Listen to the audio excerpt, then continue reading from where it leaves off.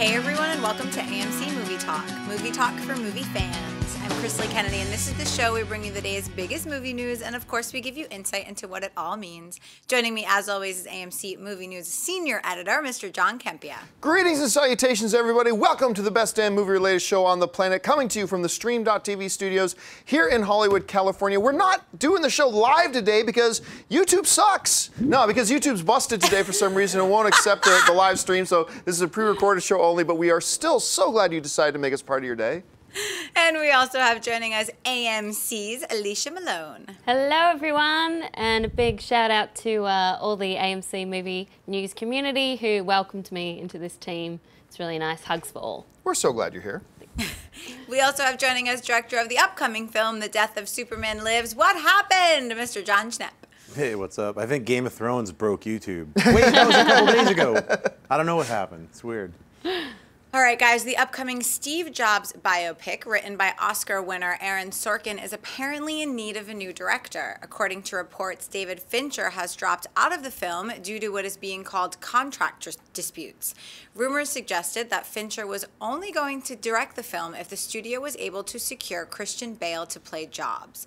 John, what do you think about Fincher leaving Jobs? It's heartbreaking. I mean, look, I've always said this before. There's no such thing as only this actor can play this role and only this director can direct this film. So I'm sure there's many other very talented directors out there who can come in and do this job. Yes. That being said, I was really excited about the prospects of Fincher directing another Sorkin script with Rudin, the producer of Social Network as well, all coming together again, work on this again on, in my opinion, an even more compelling story than that of Social Network. So while this movie will live to see another day and they'll get another talented director in, and I'm sure it'll still be great, I am personally really disappointed that Fincher's not going to be there. Anyway, what do you think, Alicia? Yeah, I am Jack's broken heart. I have been a Fincher fanatic ever since I saw Fight Club. I snuck in with my sister when I was slightly underage, and it opened up a little door in my brain. I was like, who is this director? And then the matchup between him and Sorkin was so perfect on Social Network. You know, Sorkin has such precise dialogue, and David Fincher has such methodical directing that together, the perfect team. So I'm really disappointed that we won't get to see this film. Schnepp? Yeah, it's super disappointing because didn't they come together and didn't Sorkin write this script specifically for Fincher? I mean, I don't know if they wrote it for Fincher, but I think that the assumption was there that Fincher was going to do it. But like when you have such a team like that, they're having meetings together, they're talking about, like, I mean, it's specifically the way the script is constructed. It's 3 scenes that are 30 minutes each. I mean, that takes a lot of planning to make a 30-minute, basically like a one-act play work as far as a director. So, I mean, it is somewhat upsetting to know, like, I'm sure Fincher had planned out a lot of the shots. I'm sure there was a lot of planning involved that now, who knows if that just goes to another director and they'll just copy what Fincher did or planned. I mean, it's kind of ruins the film for me a little bit. So hopefully, maybe Sony will, in the next couple of days, figure that they should pay him $10 million. Yeah, I mean, it might be worth it. No. His last 2 films made around $230 million. Yeah. I say he's worth it. Yeah. Well, I mean, let's face it though. A lot of people, except for those of us in the sweaty movie nerd community, we don't flock to the movie because of who's directing it. And unless it's a comic book film that with Christopher Nolan's name on it, I don't think Fincher's involvement is going to draw that many more people to the thing. There's an interesting rumor going around, though, that Fincher had this little condition of his involvement, and that was that he would only do the film if Christian Bale got signed on to be Jobs. And Christian Bale playing Jobs would have been a very interesting. I would have been excited for it. I would have been happy with it, but I also think there's a lot of other actors who could do it. And it should be noted, because I had a lot of people writing me on Twitter this morning, hey, did you hear that he left because of this? Well, let's be clear here. That's a rumor. It has not been confirmed or stated by anybody officially, so that's just a rumor. And I doubt that it's true. I think if this was a film David Fincher wanted to do, I think he would be doing it. And I think if he doesn't want to do it, I don't care who they got to star in it, he probably wouldn't. So I don't believe that rumor myself, but it is kind of interesting to think an Aaron Sorkin script directed by David Fincher with Christian Bale in the lead. Oh, Right. Come on, that's a pretty film nerd special heaven right there. resume, right? I just don't understand why also I think it was like the money dispute and also Final Cut. Well, I don't know and that it was money. Marketing. I don't know if it was money. I don't know that money was a part of the issue. Well, also or not. marketing. That's Yeah. what I read over a few different news sources. But yeah, whatever the reason is, he's also not doing the girl with the smoky hair or whatever. Dragon the sequel. I tattoo. can't remember what the Girl with sequel the was called. smoky hair. The girl with the dragon tattoo sequels. They were like, I'm on fire, and then another one, I'm walking around all punk rock. They had different titles. I can't remember. The girl who played with fire. There. Yes. The girl with the smoky hair. The girl with the smoky hair. Anyway, he's not doing those either.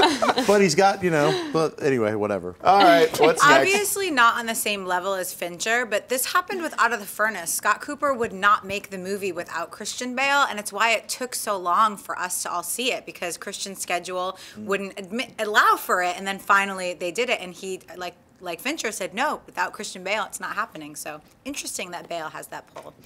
All right, speaking of David Fincher, the first trailer for his upcoming film, Gone Girl, has just hit the web. On the occasion of his 5th wedding anniversary, Nick Dune, played by Ben Affleck, reports that his beautiful wife, Amy, played by Rosamund Pike, has gone missing. Under pressure from the police and a growing media frenzy, Nick's portrait of a blissful union begins to crumble. Soon his lies, deceits, and strange behavior have everyone asking the same dark question. Did Nick Dune kill his wife? Schnepp, what do you think about the new trailer for Gone Girl? I don't know. I would do a call in to Scott Peterson from jail, and I'd be like, "Hey, Scott, you gonna check this movie out?" Because that's what I felt. But watching the trailer, it's got Fincher's name all over it. Just the lighting, the camera moves, the darkness. It looks like a very happy Christmas film. I don't know when it's coming out, but I'm all for it. I can't wait to see it. I love David Fincher's work, and I look forward to seeing this. Yeah, I'm so excited. As soon as I heard that David Fincher was directing this, I ran out and got the book, Gone Girl. It had already been a bestseller for a long time. But I was so surprised by all the twists and turns that the book takes. I almost wish that I didn't read it so that I could have that experience of discovering it again for the first time on film. Although apparently Fincher and the author Gillian Flynn have figured out a different ending for the film, different from the book, so that readers can have a surprise. But yeah, the trailer looks exactly like everything we love from Fincher, down to the color grading, the use of the Elvis Costello song, and Ben Affleck is the perfect choice to play the husband for all the reasons why people don't want him to play Batman. I didn't like the trailer. I wanted to like it. And look, I know the movie's going to be awesome. And the fact that I don't think this is a good trailer does not take away from the fact that I still think the movie's going to be awesome. I didn't like the choice of song. Not that it's not a great song. I just personally, I didn't feel like it fit with the trailer. Yeah. It felt a lot out of sorts. And it was just, to me, it's just one of those trailers felt like a bunch of random shots that wasn't really communicating much. I did love that one shot, though, when he's posing with the picture of his wife and then smiles. Like, the funny thing is, I think that would be my natural reaction too, because that's what you do when you're in front of camera, but whatever. But I don't think it was a terrible trailer, it's just it didn't connect with me. It just didn't connect with me, so.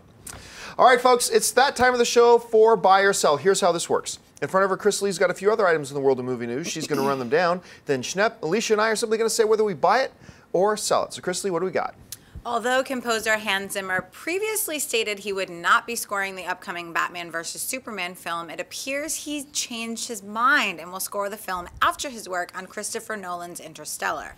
In a recent interview, Zimmer said the following: "We've already had a couple of chats, and once I finish the movie that I shall not talk about, I will probably head over to where Zach is shooting his movie and just hang out a bit and see if we can come up with any ideas." Alicia, buy or sell Zimmer scoring Batman vs. Superman? I say buy. I know this is probably not possible, but I like the idea of him somehow managing to weave in the sound motifs of the Nolan's Batman Begins with the work he did with Snyder on Man of Steel, and somehow making this movie feel like movies we've seen before, but also something new at the same time. That's just my fantasy, but I really like that he said that he wants to sit down with Snyder and talk about the character of Batman before he signs on, because he feels so loyal to Christopher Nolan's version. Right, Schnepp? Yeah, I hope that he doesn't do any repeat of the music that he did for Nolan's Batman. I want a brand new Batman theme for this new version of Batman. I love the music that he did for The Dark Knight. I think it's fantastic. The Joker's theme, all of the music he did for all 3 Batman movies is incredible. Yeah. his music for Superman went a step above, I think. It was I agree. So heroic, and it kind of almost erased John Williams' score for me. Like, I'm like, okay, that's the 70s Superman theme, and this is the new Superman theme. This kind of like, just epic, but like very emotional and big, but like almost alien, but powerful. I mean, so I'm really looking forward to seeing what he does as a combo Superman, Batman score. I think they probably also unloaded a dump truck of money in front of his house and were just like, why don't you hang out in Detroit for a while in this mansion, you know, or whatever.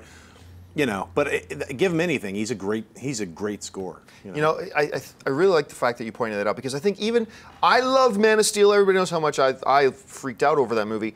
But even the people I know who aren't really fond of Man of Steel will say, but damn that score. And you're right. Look, John Williams, Hans Zimmer hasn't given us something like John Williams where musical themes that we can walk around just in the middle of the day and start whistling. And we can whistle the Superman theme. We can whistle the Indiana Jones theme. We can whistle Star Wars.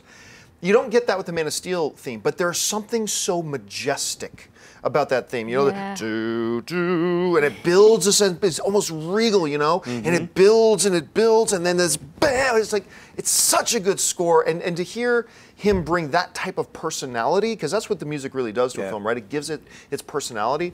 Brought into Batman vs. Superman, I think it's great for him. I think it's great for the film. I think it's great for the fans. All right, what's next? It's being reported that Academy Award-winning actress Helen Mirren is in talks to appear in the upcoming film Trumbo to star alongside Breaking Bad's Bryan Cranston. Trumbo is a true story of writer Dalton Trumbo, a once powerful Hollywood screenwriter who became blacklisted after refusing to cooperate with Joseph McCarthy's House Un-American Activities Committee. John, buy or sell Helen Mirren joining Trumbo? Oh, I gotta buy this. I mean, well, anything short of Batman, you can have Helen Mirren playing anything. Like, I don't care. I might stop, and I might even be okay with her playing Batman. That's something, maybe.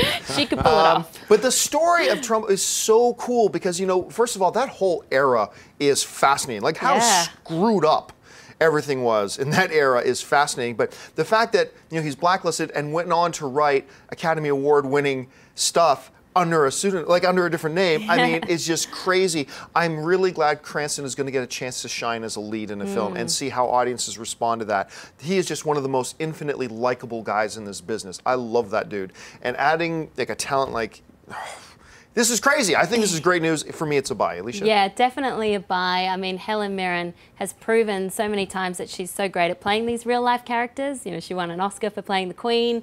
She was Alfred Hitchcock's wife in Hitchcock. Yeah. She was also in that HBO miniseries, Phil Spector. And I really like the idea of her and Bryan Cranston together because I can't quite imagine it.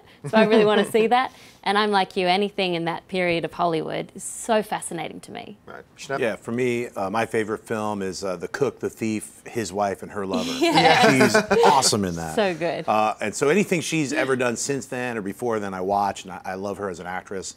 So I'm really happy to see her joining Bryan Cranston for this film. And blacklisting is it's a horrible part of a Hollywood history, you know? It's just like, ugh. And so, you know, sometimes you have to shine the light on even the grossest stuff to always remember things. So agreed. It's good to not forget that kind of stupidity. Yeah, it's hard to imagine that happened not that long ago. It is. Yeah, really. That's the Not that freakish long part. It's ago. not like, 400 years ago, we humans certainly were, it's only 40 years ago? Yeah, it's like, no, not even. Yeah, it's like that kind of thing is like, it's horrible. All right, what's next? It is being reported that Brad Pitt has joined the upcoming film The Operators, an adaptation of Michael Hastings' 2011 bestseller. The story follows the rise and fall of General Stanley McChrystal, who served as the commanding general of international and U.S. forces in Afghanistan. Schnepp, buy or sell Pitt joining The Operators? Isn't this like Brad Pitt's like 9th war movie that he's doing? He's doing 2 World War II movies. Now he's doing this. I guess, you know, Pitt loves being in the Army without really being in the Army. So I'm gonna hesitantly buy this. I want to see the trailer for it. I don't really know much more to say about The Operators. I didn't read the book, so it's like, I think if Pitt took it on, it's probably got some level of interest for him as an actor. He's going to play some, at least in the war world. He's going to play a different kind of a general, or maybe he's like infantryman. More modern war. Yeah, the modern war. Now, you know, so I'll hesitantly buy it for right now. I'll wait for the trailer. So. I'm going to sell this because I'm getting fatigued now of the whole idea of Pitt in these war movies. I mean, between Inglourious Bastards, now he's got the one about the tank, and then he's got the other World War II romance film. Now he's doing this, and I got to tell you, nothing feels interesting to me. Look, I'm a sucker for true stories, right? But nothing about this particular story I find interesting, nor do I want to watch a 2-hour movie about it. So, I mean, my mind could be completely changed once we see some clips and trailers and stuff like that and see the approach. Absolutely, I reserve the right to completely change my mind later. But for right now, for me, it's a sell. I'm buying because I want to see the combination of Brad Pitt and the director David Michôd, who's Australian. And if people haven't seen Animal Kingdom, I highly recommend it. Great movie. Great movie, great crime film, and it shows how skilled he was with directing tension. So I think he'll bring that element into it. I know Brad Pitt is doing a lot of war movies, but I love the way he works with these up-and-coming directors and he tries something new. That's why why I'm buying it, just because I believe in Pitt, so he's not going to do it like, I'm just doing this corny film. So there's got to be something to it. And I heard, like, he's going to get away from it. I heard his next film is going to be the girl with the smoldering hair. Or smoking hair, whatever it's called. I'm not really He's going to play the girl. He's going to play the girl. I mean, it's out of nowhere. All right, folks, listen, we reached that part of the show called Mailbag. Listen, if you've got a topic or a question you'd like us to address on the show, you can email us anytime at amcmovietalk@gmail.com. Now, every day we pull a couple questions out of the mailbag. Chrisley's got a few of them pulled out. So, Chrisley, what do we got? A. Ringgold writes, "Hi guys, big fan of the show. Are the Academy Awards relevant to a younger audience? Because it seems like they do not recognize movies that most of the U.S. movie-going public sees. Top-grossing films like The Hunger Games, Catching Fire, Iron Man 3, for example, are hardly mentioned when it comes to award season. Just look at their box office receipts. Award shows like the MTV Movie Awards and the People's Choice Awards seem to represent more of the movie-going audience. It feels like the Academy Awards is just a way for people in the industry to pat each other on the back regardless of what film a majority of the movie-going public actually sees." Well, thanks for the question, and I can see why it kind of looks like that, but this is actually a button for me. This type of an issue is kind of a bit of a button for me. I don't give a crap what the majority of the audience goes to see. Majority doesn't equal quality. Never has, never will. If you want to talk about that, let's talk about how many albums Justin Bieber has sold. That must mean he's the greatest musician of all time, right? Right? Anyway, I shouldn't speak so negatively about a good Canadian kid. Fellow Canadian. That America ruined. Anyway, but here's the thing. The reason why shows like the MTV Movie Awards and the People's Choice Awards are a complete and utter joke is because of this. Let me use the sports terminology just for a second. I've used this once before, but let me bring it up again. Let's say that it's coming up to the end of the NBA season, basketball, and you want to vote. You need a vote for who is the MVP, who's the best player in the league. Now, do you want to get a group of 10 guys who have watched 90% to 100% of every game that year making the vote and judging who is the best player? Or do you want a group of 100 people where each of them maybe saw 5 or 6 games? Which one is more qualified to judge? And when you're talking about the things like the MTV Movie Awards, let's not forget that a Twilight movie also won Best Picture at the MTV Movie Awards one year. Because here's what you have. You have this vote, and this is why movie awards should never be voted on by the public, ever. Because what you did was, out of the 500 films that came out that year, you've got this huge group of voting people who most of them have maybe seen 5 movies that year. And because one of them was Twilight, and they love Twilight, they're going to vote for Twilight. And so that's completely irrelevant. I don't give a crap about which movies had the most box office, things like that. I mean, I talk about box office a lot because I think it has an important element to play, but it doesn't suggest what movie was good and what movie was not good. Hunger Games, Schnepp, we did a review of Hunger Games, and we both really like it. It was not the best film of the year. It was not in the top 5 best films of the year. It's a complete joke. I want people voting on movies who actually know movies and watch like 80, 90, 100% of the films that are eligible, so they're actually qualified to sit back and say, okay, well, we've seen all these films. Don't tell me you thought Hunger Games was better than 12 Years a Slave when I know damn well you never saw 12 Years a Slave. You know, so no, this whole notion of what is popular equals good is nonsense. It's absolute no, the terms aren't mutually exclusive. Like Lord of the Rings, right? It was very popular and it was very good. And Avatar. Yeah, like Avengers, Dark Knight. These are all films that are hugely successful and critically really good and critically responded to, and the Academy loved them and all this kind of nonsense. I mean, the two terms are not mutually exclusive, but never be confused that what is popular is what is good, and you get these stupid. I'm telling you, MTV Movie Awards should be burned to the ground. They're just a complete, an abomination. John, they are you trying shouldn't to say exist. that you don't like the Best Couple Award or Best Kiss? Best Kiss? Yeah. No, I'm telling Yeah. you, it's an insult to anybody's intelligence that these stupid things even exist. These shouldn't be around. So no, this whole notion that some 14-year-old girl, or guys have long hair, they can do that too. Who watches 5, 6, 7 movies this year, that they should have a vote on what is best movie of the year? Nonsense. Absolute nonsense. I'm getting worked up about it. Anyway, I love that. Schnapp, what do you think? Well, yeah, I would have to agree with you. I mean, MTV Movie Awards have their place, or at least they had their place when it was still music, television, and things like that. But it was like making fun of films and popularity. It was really a popularity contest. It was an extension of high school, and that's all MTV really is anyway. It's like, hey, look at here's the best couple, who's the hottest girl, who's the hottest boy. Here's somebody in a bikini jumping around. It's not about films or quality. And like you said before, it's like some people equate box office as quality, and that's like something that MTV or that generation of people who don't really think too much about what a film is. They're equating like, oh, this was a popular film, so I guess Transformers 3 should have won the Oscar. So it's one of those type of things where, like the awards category for the Oscars is voted on by the people who watch all these films and understand film and know film. And so I mean, that's why your question. It's good to bring it up, but it also needs to be answered this way. So Yeah, I'm an Academy Awards super freak, so I love the Oscars, and I love the fact that it rewards a higher quality of films, and hopefully people will see, oh, 12 Years a Slave won Best Picture, maybe I should go check it out. Hopefully that works. Also, A Bad Grandpa did get an Oscar nomination. It did, best makeup, and it was great makeup. Sometimes there is a crossover. Yeah, but it's an interesting thing because you bring up a point in the question that a lot of people do bring up, which is, as compared to MTV Movie Awards, the Academy Awards just feels like a bunch of, the movie snobs patting themselves on the back. That is actually, ironically, exactly what the MTV Movie Awards is. It's, let's just take everything that was popular and sucker all the audience into watching it, because it doesn't matter if this movie was crap. You watched it, so we're going to say Twilight, best movie of the year. It's all about them patting themselves on the back. To get the stars to go to the award show, they'll promise them an award. I still won't forget this one this one MTV Movie Awards when it was just before the first Transformers movie came out. And Transformers had bought like all the marketing for the show. They had bought all the advertising space for the show. They did special little in-between segments and everything. And wouldn't you know it, that year, and it's the only year that it happened, I believe, MTV created a Most Anticipated Movie Award.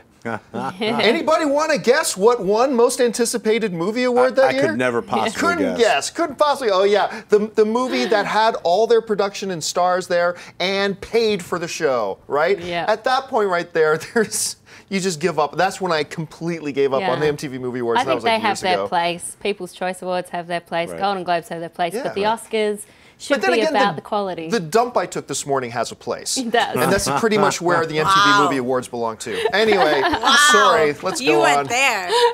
All right. David Perez writes, hey AMC, you all do great work. Keep it up. Is Ben Affleck the best actor-director at this point in time?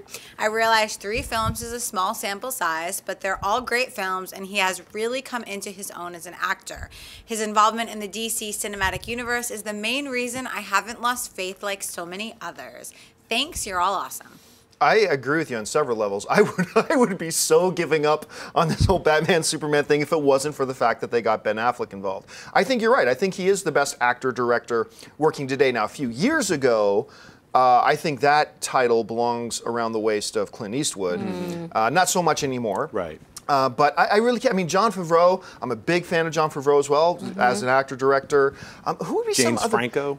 James Franco, yeah. I haven't been a big fan of anything he's I'm done just saying, behind the but camera. He is an actor-director. Actor-director. He's doing it. Trying. The Ape. I saw The Ape. We know Robert Redford, still my fave. Robert Redford. You've got Chris Evans is going to be trying it out. He's going to be trying the actor. Elizabeth Banks is directing the new singing film too. Pitch Perfect. I'm mocking you, and I'm calling it singing film too. I can't count Elizabeth Banks or Chris Evans yet as a director because I haven't seen any of their stuff. They're great actors.